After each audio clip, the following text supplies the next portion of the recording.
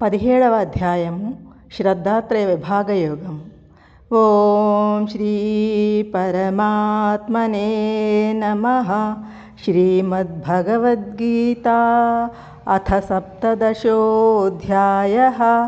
అర్జున ఉవాచ ఏ శాస్త్రవిధిముత్సృజ్య యజంతే శ్రద్ధయాన్వితాః తేషాన్నిష్ఠా తు కా కృష్ణ సత్వమాహో రజస్తమః.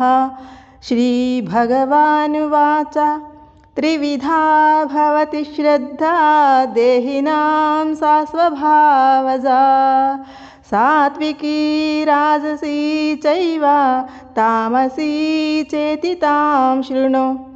సత్వానురూపా సర్వస్య శ్రద్ధా భవతి భారత. శ్రద్ధామయోऽయం పురుషో యో యశ్రద్ధः స ఏవ సః. యజంతే సాత్వికా దేవాన్ యక్షరక్షాంసి రాజసాః ప్రేతాన్ భూతగణాశ్చాన్యే యజంతే తామసా జనాః. అశాస్త్రవిహితం ఘోరన్ తప్యంతే ఏ తపో జనాః.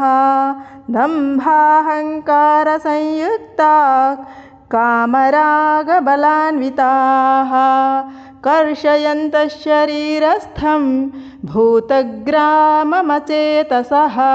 మాం చైవాంతః శరీరస్థన్ తాన్ విద్యాసురనిశ్చయాన్. ఆహారస్త్వపి సర్వస్య త్రివిధో భవతి ప్రియః. యజ్ఞస్తపస్తథా దానం తేషాం భేదమిమం శృణు. ఆయుస్సత్వబలారోగ్య సుఖప్రీతివివర్ధనాః రస్యా స్నిగ్ధా స్థిరా హృద్యా ఆహారాः సాత్వికప్రియాः. కట్వం లలవణాత్యుష్ణా తీక్ష్ణరూక్షవిదాహినః. ఆహారా రాజసస్యేష్టా దుఃఖశోకామయప్రదాః. యాతయామం గతరసం పూతిపర్యుషితం చ యత్ ఉచ్ఛిష్టమపి చామేధ్యం భోజనం తామసప్రియం. అఫలాకాంక్షిభిర్యజ్ఞో విధిదృష్టో యుజ్యతే.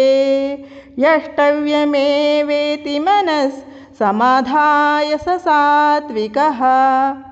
అభిసందాయ తు ఫలం దంభార్థమపి చైవ యత్ యుజ్యతే భరతశ్రేష్ఠ తం యజ్ఞం విద్ధి రాజసం. విధిహీనమసృష్టాన్నం మంత్రహీనమదక్షిణం శ్రద్ధావిరహితం యజ్ఞం తామసం పరిచక్షతే. దేవద్విజగురుప్రాజ్ఞా పూజనం శౌచమార్ధవం బ్రహ్మచర్యమహింసా చ శారీరం తప ఉచ్యతే.